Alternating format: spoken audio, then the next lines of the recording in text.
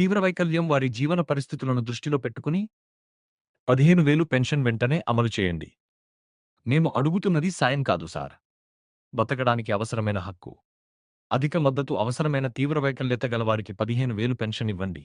ఇది ఒక జీవిత కథ కాదు, వేల మంది దివ్యాంగుల నిజం. రోజు గడవడం కూడా యుద్ధమే, జీవించడం కూడా భారమే.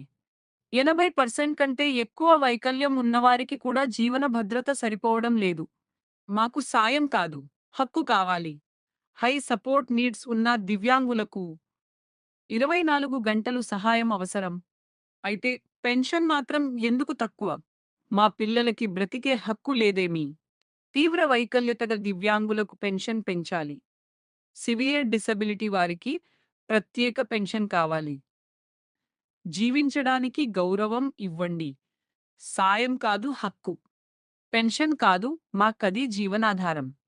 గౌరవ ముఖ్యమంత్రి రేవంత్ రెడ్డి గారికి మా వినతి.